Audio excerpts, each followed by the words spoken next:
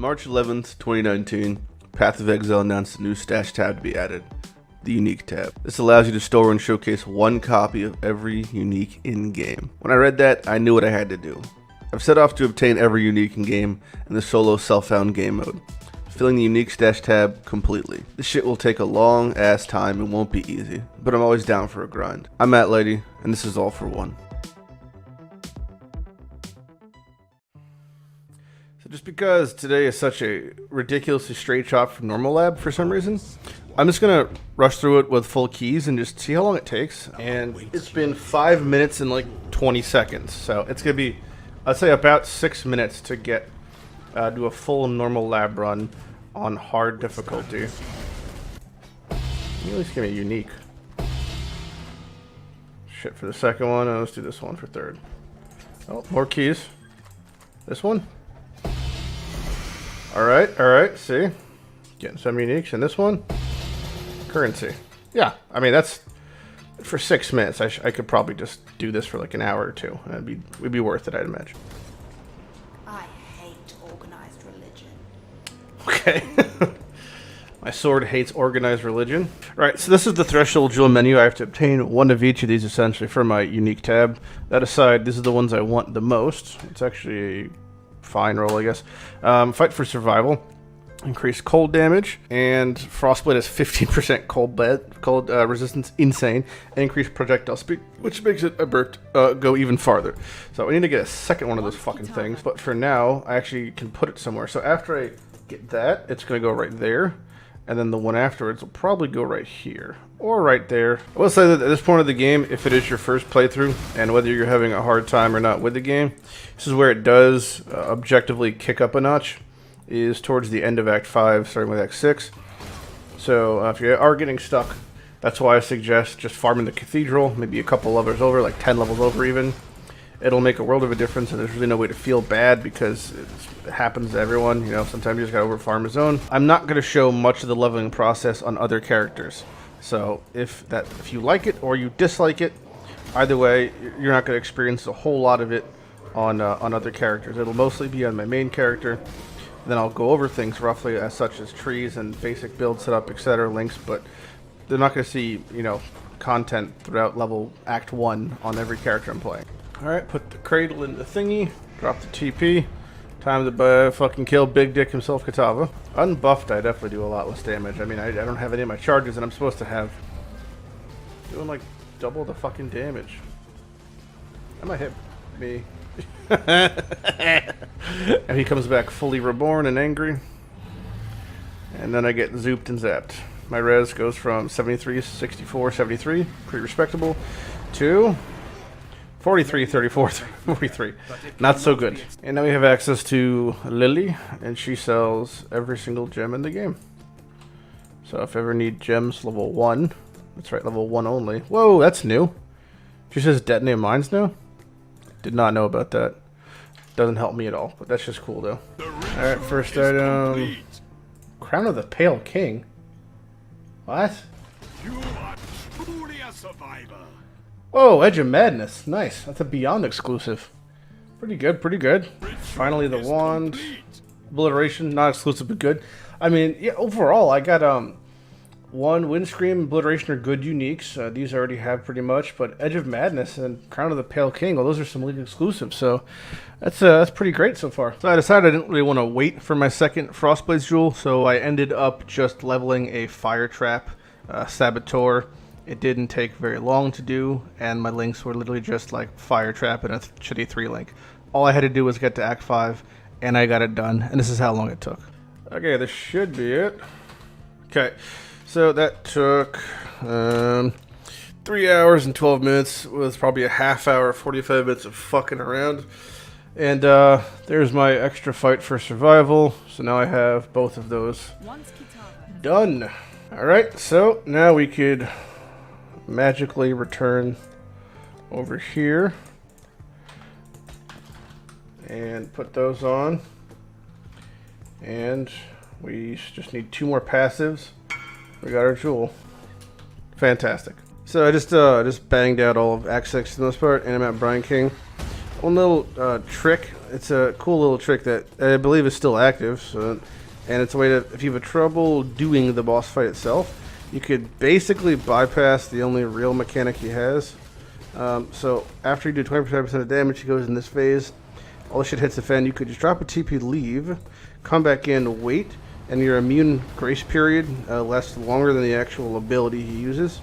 So wait till the last tick goes off. I mean, you're basically cheesing the fight, but they leave it in the game, so I don't see why you wouldn't want to do it, you know? Watch your feet and face tank, and you're fine, and that's how you do that fight, like super easy mode. And now boiled crab. Who knew gods could be so tasty? Okay, so in Crossroads we found our first incursion. The actual mechanic is quite simple.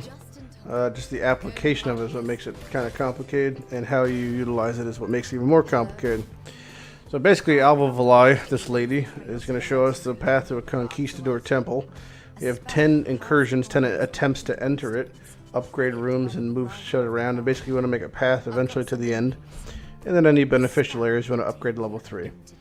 So at the moment we're in the tombs, it's highlighted by this bracket. It's level, basically 1 or 0. And it tells me what I could do. I could either change it to a Shrine of Empowerment, change it to a Pool of Reflection, Restoration.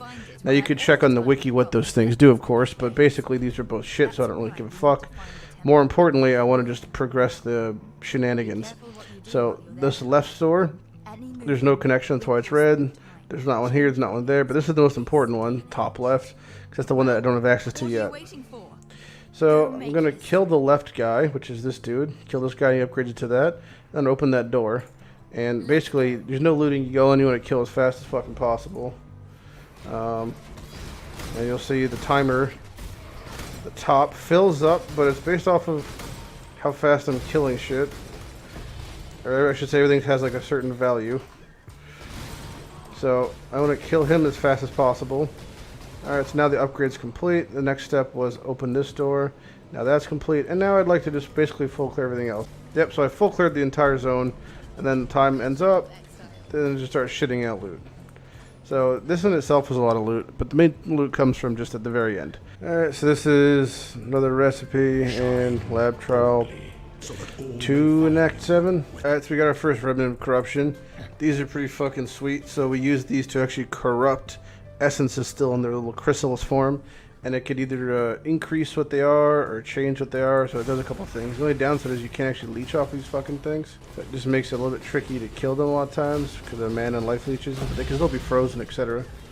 So you'll have way more of these than when we're actually using them, but it's just still a good thing to just stock up on in general. Well, so down goes the spider, and this is important only really for one fucking reason in this game. This is what she gives us.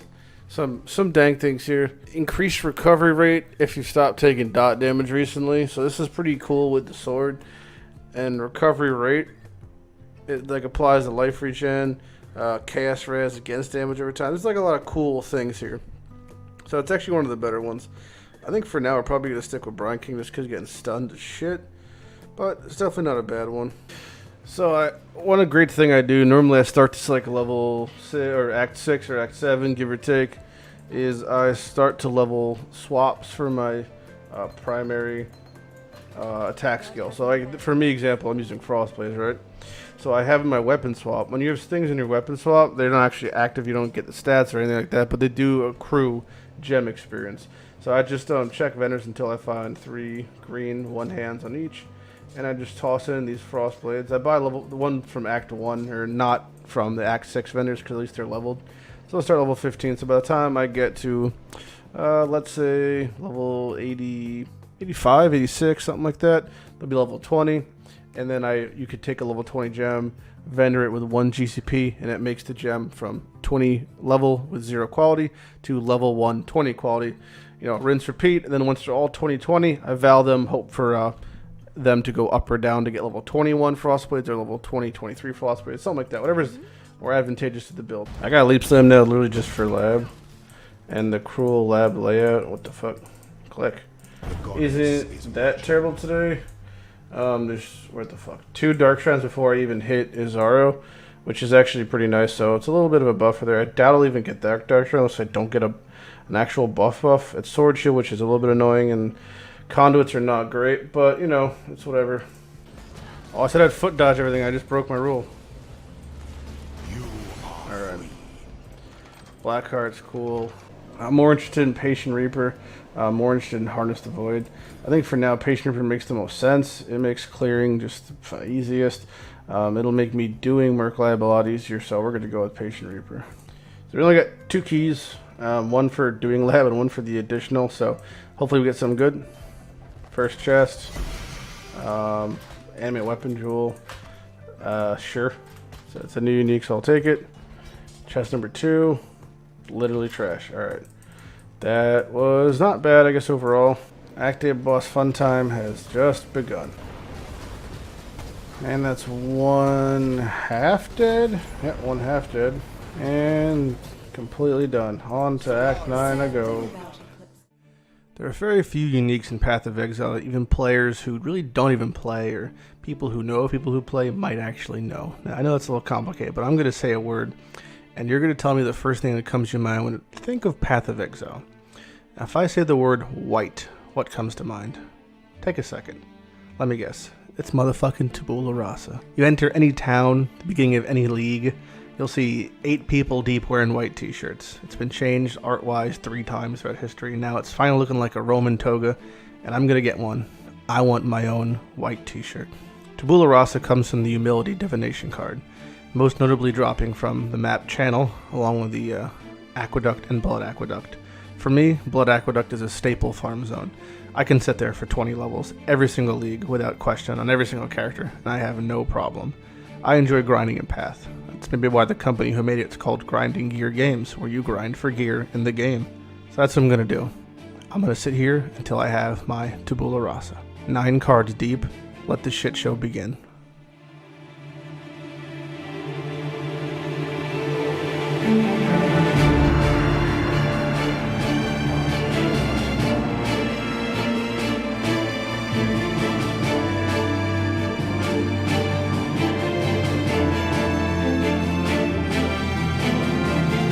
Okay, sacrifice unique item for another random unique of the same item class, including items not ordinarily obtained, transferred unique items found exclusively in the Temple of Atzoatl. So this is a unique item in the Temple of Atzoatl, and I think if I put the little thingy in, it would change it, but this should just make it into... Oh my god. Whoa! Gluttony. Holy fuck. That's a good one. Wow. That's a good one. Oh, yes. Okay. Okay, this is pretty good, actually.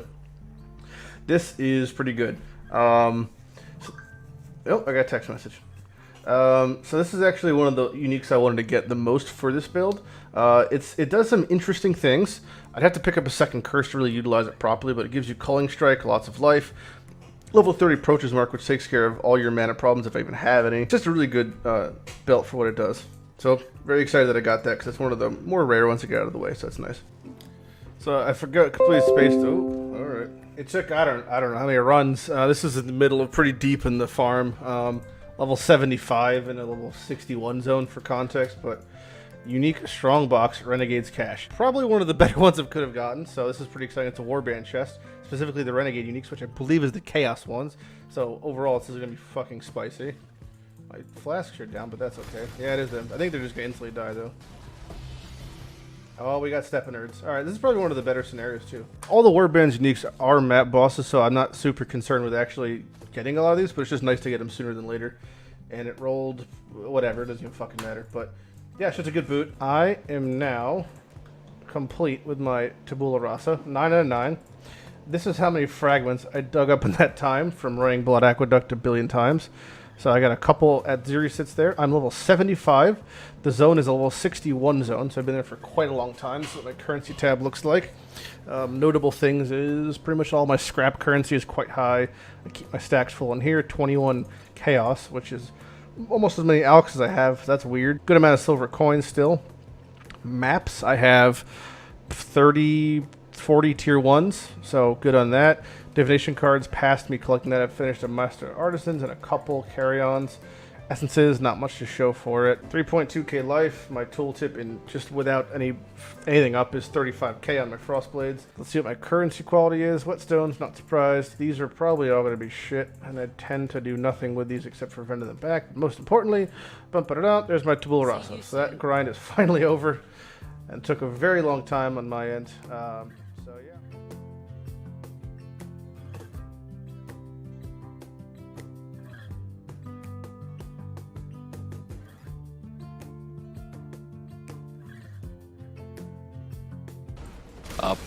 Up. Do something. What? I said, Bob, do something. Okay. Bam!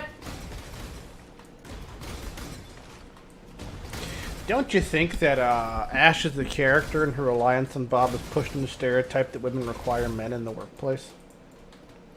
Yeah, but I thought that was a given. Oh, look, path crash. That's a given. That is a given. Jesus Christ.